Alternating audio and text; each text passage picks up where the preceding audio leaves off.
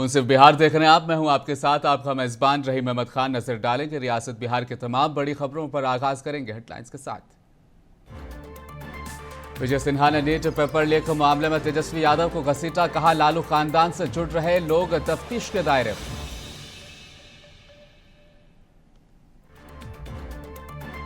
वजीर आला नीतीश कुमार ने ज़ेर तामीर बापू टावर का किया मुआयना। Auditorium, waiting room, lounge, gallery, research centre में घूम फिर कर हासिल की जानकारी।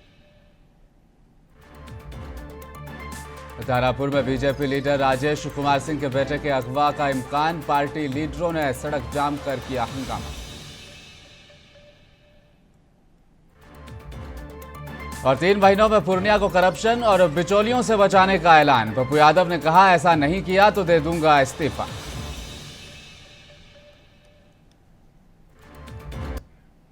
और अब खबरें तफसील के साथ। नीट पेपर लीक पर नायब वजीर आला विजय सिन्हा ने तेजस्वी यादव को घेरने की कोशिश की। उनका कहना है कि तेजस्वी यादव को बताना चाहिए कि क्या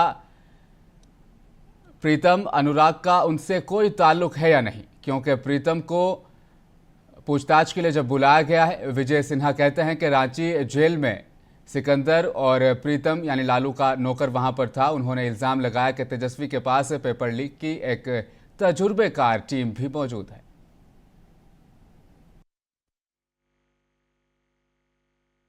देखिए, जो प्रक्रिया है जांच की, हमने उस दिन भी कहा कि मेरे पास जो जानकारी मिला और हमारे विभाग से संबंधित जो विषय था हमने लोगों को बताया, लेकिन राजद के विद्वान लोगों ने जो प्रश्न उठाया,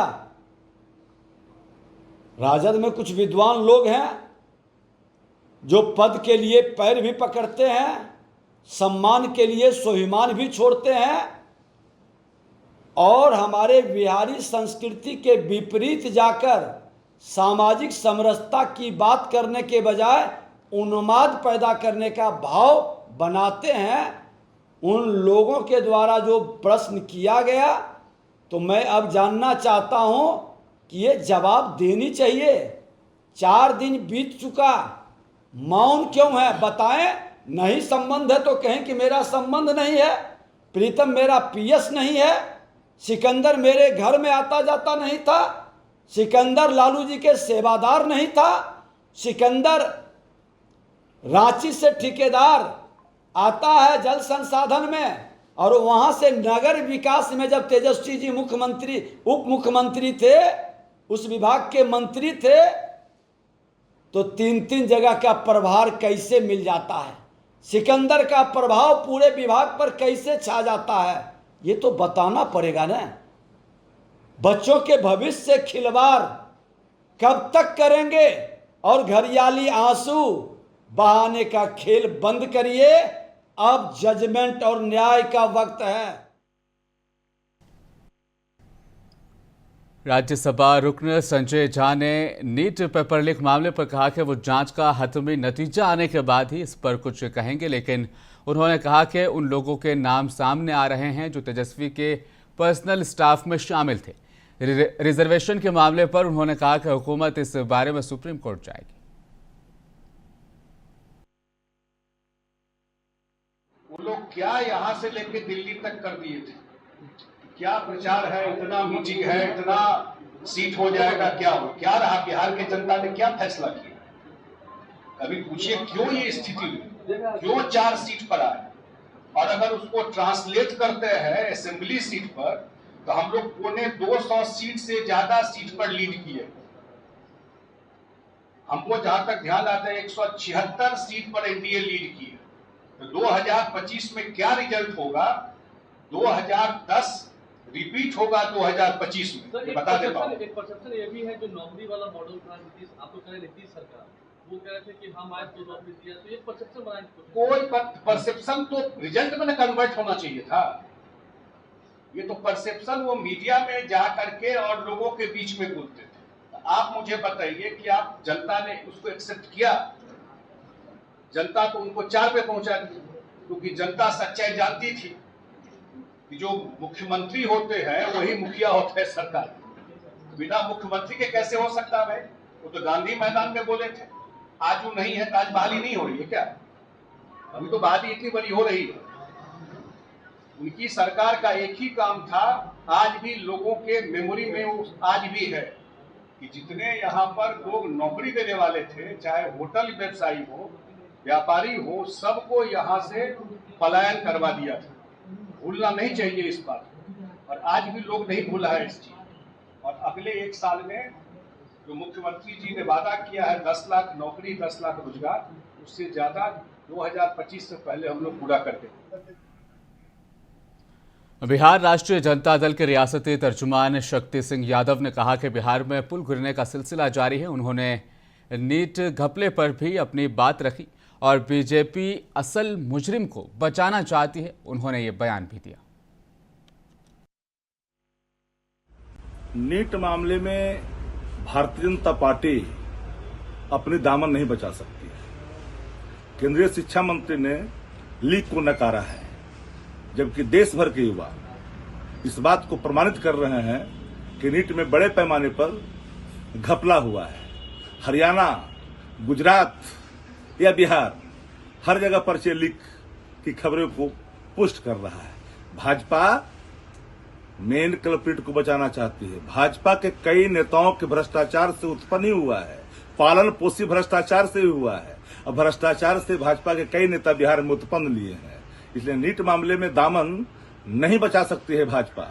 लाख प्रयत्न कर ले जांच की, चाहे जिधर डाइवर्ट कर दे, लेकिन मेन कल्प्रिट को बचाने के लिए भाजपा लगातार काम कर रही है। और नीट पेपर लीक मामले में नालंदा जिले के तार एक बार फिर सुर्खियों में आ गए हैं। संजीव मुखिया और उनका बेटा शिव कुमार नालंदा जिले के ब्लॉक के रहने वाले हैं। आपको बताते चलें, इस मामले में इकोनॉमिक ऑफेंस यूनिट ने केस की तफ्तीश अब तेज कर दी है। नालंदा के एक इलाके में ये दोनों शख्स वहाँ से मतलब अब उसी जगह के रहने वाले, लोकेलिटी इनकी वहीं की है। अब इनके घर पर भी छापे मारे जा रहे हैं और ये बात अब सामने आई है कि कुछ लोगों को हिरासत में भी लिया गया है। तहम मकामी पुलिस इस मामले में कुछ भी कहने से फिलहाल इनकार कर रही है। संजीव कुमार के वालिद किशोर और उनकी वालदा ने कहा है कि उनके बेटे का इस मामले में कोई भी दखल नहीं है और इसे सियासी साजिश के तहत फंसाया जा रहा है। अगर ये आ गए यहाँ 9 से निश्चित रूप से ही जीत जाए। अच्छा, और इनको हरास करने के लिए ही स्थानीय नेता लोग इनका पीछा। तो कौन नेता पर शक है आपको जो इनको हरास कर रहा है? तो नाम लेना, स्थानीय नेता में तो हरिनारायण जी हैं और वगैरह है वगैरह, दुनिया जहान से लोग। अच्छा, तो ये बताइए, चिंटू पिंटू का भी नाम आ रहा है, रोशन का नाम आ रहा है, इनके साथ का, तो क्या कहेंगे? चिंटू जी का कुछ साथी जान पहचान तो है नहीं। अच्छा, और चिंटू जी को तो पता हुआ है कि किराए के रहने वाले। बिहार के वजीर आला नीतीश कुमार ने गर्दनी बाग में ज़ेर तामीर बापू टावर का मुआयना किया। वजीर आला ने बापू टावर की 5वीं और पहली मंजिल का दौरा किया और तामीराती काम की पेशरफ्त का जायजा लिया। इस दौरान चीफ मिनिस्टर ने पहली मंजिल पर बने हॉल में वहां पर बातचीत की और उसके बारे में जानकारी हासिल की। साथ ही गांधी जी की जिंदगी से मुतालिक एक फिल्म भी देखी। मुआयने के दौरान वहां पर वजीर आला नीतीश कुमार ने अधिकारियों से भी बातचीत की, उनको ज़रूरी हिदायत भी देते सीएम नजर आए।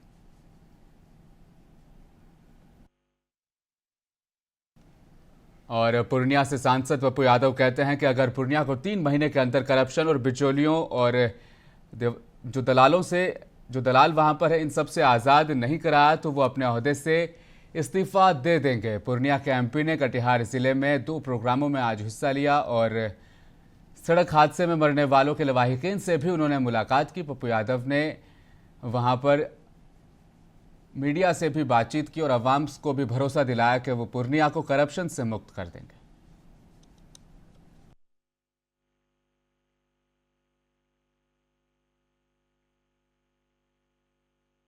दुर्घटना बहुत बड़ी हुई और घटना वहाँ पर लगातार घटना हो रही है। मैंने पीडब्ल्यूडी एस्कोटिव से कहा कि अविलंब वहाँ ब्रेकर लगाए। आज आदिवासी समाज और सर्व समाज की यहाँ एक बेहतरीन फुटबॉल मैच थी। लोगों का कहना था कि इस इलाके में आज तक कोई नहीं आया। मुझे लगा कि यहाँ जाना चाहिए और मुझे आकर के अपना घर लगा। परिवार के माहौल में हम आए। आदिवासी, गरीब और कमज़ोरों की आर्थिक, सामाजिक, शैक्षणिक, चाहे मैं जात पात हिंदू मुसलमान तो नहीं होने दूँगा। मेरे लिए हर परिवार के लोग मेरा सदस्य, मेरा घर है। और मैं दिल से कह रहा हूँ कि इस फलका कोढ़ा की प्रगति 4 महीने के अंदर यदि मैं भ्रष्टाचार मुक्त नहीं कर पाया, दलाल मुक्त नहीं कर पाया, यदि आम लोगों के जेब से पैसा ये पदाधिकारी निकालते रहे, अस्पताल को हम सही नहीं कर पाए, तो फिर मेरे रहने का कोई औचित्य नहीं है। मैं ऐसी लाइफ नहीं जीता। इसलिए मैं अपनों से मिलने आया हूँ। जीतने के बाद जिन्होंने बेटे की तरह एक नई ऊर्जा देकर के लड़ने की हिम्मत दी, संघर्ष करने का एक पुनः रास्ता दिखाया, आज मैं उन्हें जोहारगी, सलाम और प्रणाम करने आया हूँ। मैं धन्यवाद देता हूँ अपने वर्कर को, अपने नेता को और उस वर्ग को, चाहे वो माइनॉरिटीज़ के लोग हों जिन्होंने पागलों की तरह 100% पप्पू यादव को बेटी की तरह स्वीकार किया, आदिवासी, दलित और सभी जाति के यूथ ने जितना पागल था उतना कोई अपना भी पागल नहीं हो सकता। और आरजेडी के रियासती तर्जुमान एजाज अहमद ने बिहार में बार बार पुल गिरने पर सख्त रद्दअमल जाहिर किया। उन्होंने कहा कि करप्शन ही पुल टूटने की सबसे बड़ी वजह है और इस मामले पर हुकूमत की खामोशी ये वाज़ेह करती है कि कहीं न कहीं मुजरिमों को आला सतह से तहफ़्फ़ुज़ मिल रहा है। भ्रष्टाचार पर आधारित पुल का निर्माण हो रहा है, वो पुल लगातार गिर रहा है और पुल का गिरना कहीं ना कहीं सरकार का जो कार्य करने का तरीका है, सरकार के स्तर से जिस तरह से भ्रष्टाचार को कहीं ना कहीं बढ़ावा दिया जा रहा है, ये उसका प्रमाण है। इस तरह का पहली घटना है कि एक सप्ताह के अंदर पहले अररिया, सिवान और आज मोतिहारी के घोड़ा सहन में पुल गिर गया। पुल का गिरना कहीं ना कहीं सरकार और सरकार के स्तर से जो भ्रष्टाचार और भ्रष्टाचार के स्तर से पुल का निर्माण किया जा रहा है, ये आगे बढ़ कर के नमूना है। देश और देश के इतिहास में पहली घटना है कि धड़ाधड़ एक सप्ताह के अंदर में 3 पुल गिर गया, लेकिन सरकार के स्तर से कोई इस पर प्रभाव नहीं पड़ा है। सरकार की ओर से इस संबंध में कोई कार्रवाई नहीं की जा रही है। यह स्पष्ट प्रमाण है कि भ्रष्टाचार पर आधारित पुल बन रहा है। भ्रष्टाचार को कहीं ना कहीं शिष्टाचार का रूप दे करके जिस तरह से भ्रष्टाचारियों को संरक्षण दिया जा रहा है, ये स्पष्ट प्रमाण है कि जो उच्च स्तर पर बैठे हुए नेता और पदाधिकारी हैं, उनके द्वारा भ्रष्टाचार को प्रश्रय दिया जा रहा है, भ्रष्टाचार को संरक्षण दिया जा रहा है और भ्रष्टाचार के संरक्षण पर आधारित पुल लगातार गिर रहे हैं। उसके बावजूद भी और नालंदा जिले में गुंडागर्दी थमने का नाम नहीं ले रही। ताज़ा मामला बागान बिगा ओपी थाना इलाके के अंबा गांव का है, जहां कचरा फेंकने पर मामूली झगड़े पर बदमाशों ने घर में घुसकर मर्द और खवातीन पर तशद्दुद किया। यही नहीं, गुंडों ने घर के बाहर बंधे जानवरों को भी निशाना बनाया। गुंडों ने पूरे खानदान को गांव छोड़ने की धमकी भी दे डाली। गांव ना छोड़ने की सूरत में उन्हें बदतरीन नतायज की धमकियां भी अब लगातार दी जा रही है। जख्मियों का इल्ज़ाम है कि वो वारदात के वक्त पुलिस को फ़ोन करते रहे, लेकिन पुलिस 1.5 घंटे बाद पहुंची। 1.5 घंटे की लड़ाई के बाद बागान बिगा पुलिस मौके पर पहुंची और तमाम जख्मियों को बिहार शरीफ अस्पताल में दाखिल कराया गया।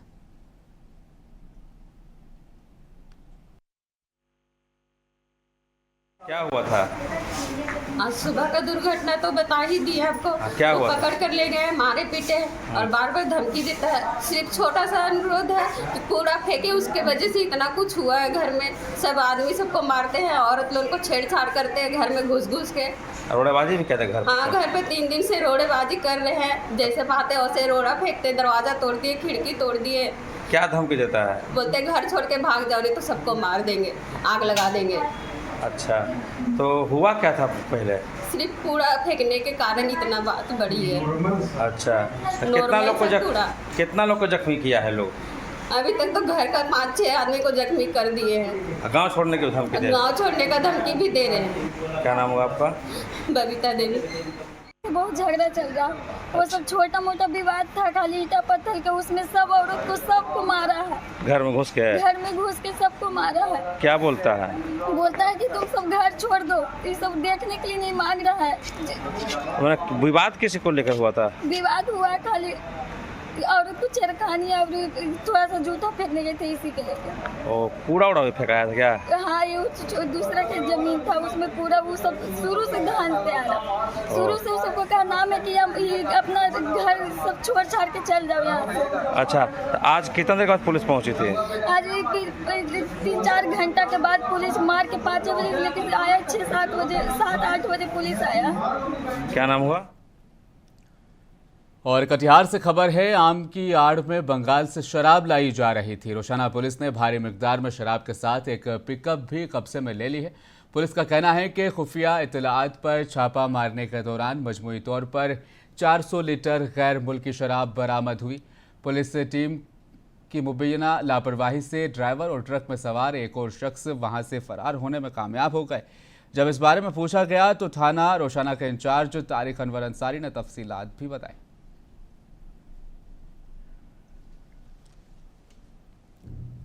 दानापुर में बीजेपी लीडर राजेश कुमार सिंह के बेटे के अगवा होने के इम्कानात हैं। इस मामले को लेकर बीजेपी लीडर और दानापुर के साबिक एमएलए आशा सिन्हा की क़यादत में एहतजाजी मुजाहिरा मुनज़्ज़म किया गया। बीबीगंज मोड़ के करीब बीजेपी लीडरों और हामियों ने सड़क जाम कर हंगामा खड़ा कर दिया। बताया जा रहा है कि बीजेपी लीडर का बेटा इम्तिहान देने के लिए घर से निकला था और उसके बाद वापस घर नहीं लौटा। बेटे के घर न आने से परेशान होकर घर वालों ने उनकी तलाश शुरू की, लेकिन कोई भी पता नहीं चल सका। 22 जून के शाम देर गए अपनी मां को अपने मोबाइल पर उस बच्चे ने कॉल की और अपने अगवा होने की इतला दी। अगवा की इतला मिलने के बाद पुलिस ने तफ्तीश शुरू कर दी।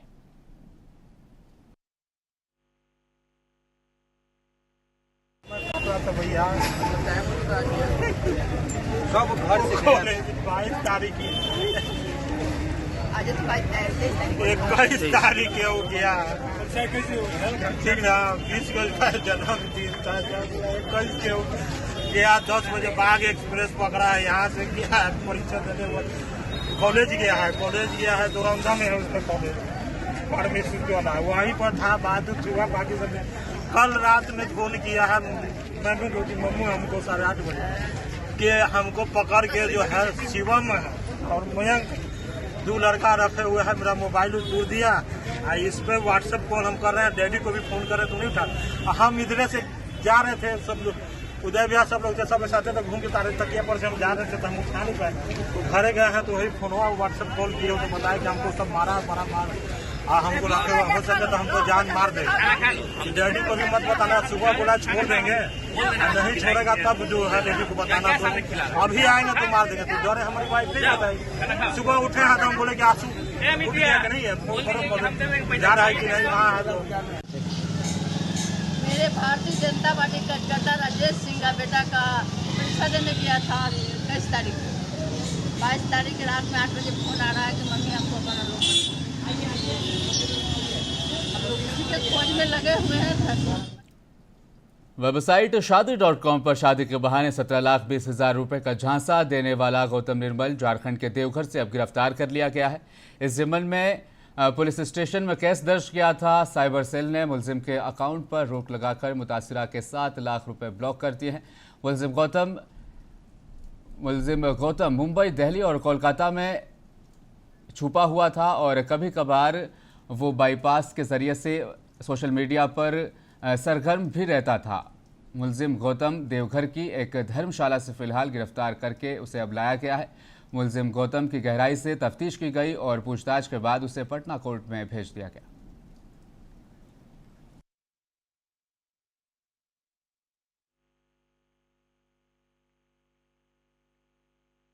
2 अगस्त 2023 को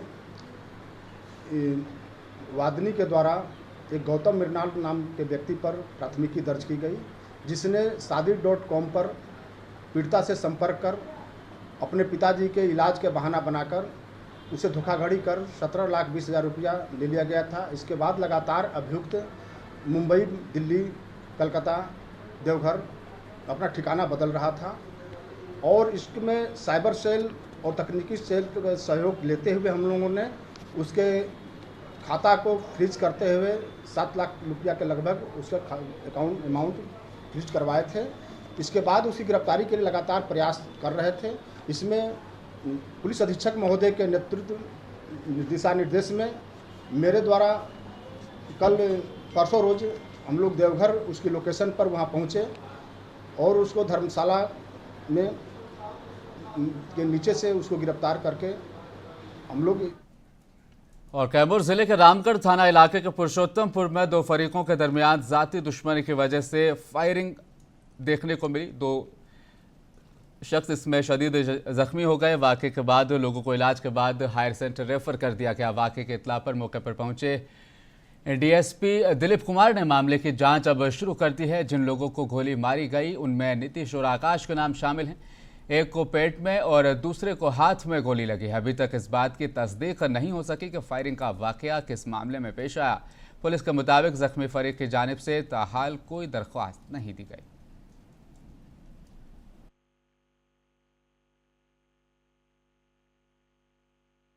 सर दोनों लोगों को गोली लगी है? हाँ, दोनों लोगों को लगी है। एक को लगा है पेट में और एक को हाथ में लगा है। तो दोनों यहाँ तक तो आउट ऑफ डेंजर में थे, बट बेहतर इलाज के लिए ट्रामा सेंटर बनारस के लिए रेफर किया गया। कहाँ का मामला है? पुरुषोत्तमपुर, रामगढ़ थाना जी, रामगढ़ थाना क्षेत्र का सर? हाँ, रामगढ़ थाना। इसमें गिरफ्तारी भी है किसी के? अभी गिरफ्तारी नहीं है और इनकी तरफ से कोई आवेदन भी नहीं है, लेकिन जैसे ही पुलिस को जानकारी हुई थी तो यहाँ के जो प्रभारी थाना प्रभारी हैं तुरंत पीओ पर गए थे। और खबर पटना से मुतसिल दानापुर की है, जहां एक गांजे का धंधा करने वाला नासरीगंज बिस्किट फैक्ट्री मोड़ के करीब हथियारों के साथ गांजा खरीदता और बेचता है। असिस्टेंट सुपरिटेंडेंट ऑफ पुलिस ने उसकी इतलात दानापुर थाने को दी थी। उनकी हिदायत के मुताबिक दानापुर पुलिस स्टेशन के सरबराह प्रशांत कुमार भारद्वाज की क़यादत में दानापुर पुलिस ने नासरीगंज बिस्किट फैक्ट्री मोड़ गवर्नमेंट स्कूल के करीब निशांत कुमार और सनी कुमार के घर पहुंचकर उनकी तलाशी ली, जिस पर 5 किलो 840 ग्राम गांजा और उसके अलावा 26,500 रुपये के नकदी बरामद कर ली गई।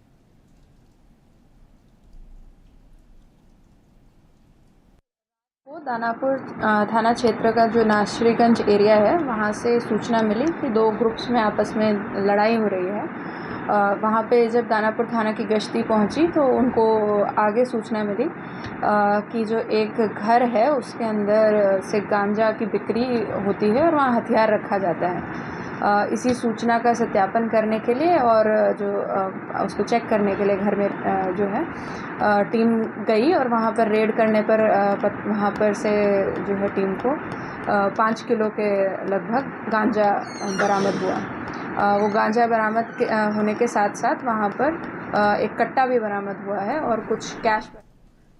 सहरसा के जिला परिषद में वाक़ पूजा रिजॉर्ट में जनसुराज पार्टी की जिला सतही मीटिंग बुलाई गई थी, जिसमें साबिक एमएलए और साबिक जिला परिषद चेयरमैन समेत कई दीगर लीडरान और कारकुनान मौजूद थे। इस दौरान असेंबली इंतखाबात पर तबादला ख्याल किया गया और जनसुराज पार्टी को पंचायत से लेकर ब्लॉक सतह पर मजबूत करने के उमूर पर गौर किया गया। पार्टी लीडरों का कहना है कि जनसुराज पार्टी इस बार बिहार के 243 असेंबली सीटों पर पूरी ताकत के साथ इलेक्शन लड़ेगी।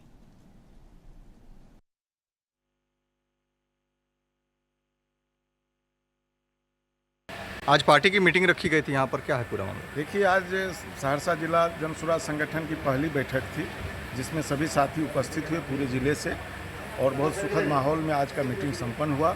सभी ने अपनी राय भी रखी और अपना परिचय भी दिया। आगामी हम लोगों की रणनीति है कि पंचायत स्तर तक इस तरह की जो कार्यक्रम हमारा आज शुरुआत हुआ है, ये हमारे पंचायत तक ये कार्यक्रम जाएगा और अधिक से अधिक लोगों को हम लोग जनसुराज में जोड़ेंगे। ये सहरसा पदयात्रा के बाद जिला कार्यकारिणी की सूची तैयार की गई थी। आज जिला कार्यकारिणी के द्वारा पहली बैठक की गई है और बैठक में जिला कार्यकारिणी के जितने भी नवनियुक्त पदाधिकारी हैं सभी उपलब्ध थे और काफ़ी संख्या में थे। आज तक जितनी भी राजनीतिक पार्टियां हैं उन सबसे मजबूत संगठन बनाया गया है और मैं यहाँ का युवा जिला अध्यक्ष पद पर मनोनीत किया गया हूँ। और प्रशांत जी का जो विचारधारा है, आज की बैठक में ये तय किया गया कि उन विचारधाराओं को लेकर के हम लोग गांव-गांव सुदूर ग्रामीण क्षेत्र तक जन जन तक पहुंचाने का काम करेंगे, ताकि आने वाले 2025 में जो प्रशांत जी ने ऐलान किया है 243 सीट पर विधानसभा चुनाव लड़ने का, वो मजबूती से लड़ी जाएगी। मुंसिफ बिहार में फिलहाल इतना ही। मज़ीद खबरों के लिए बने रहिए हमारे साथ, देखते रहें मुंसिफ टीवी न्यूज़।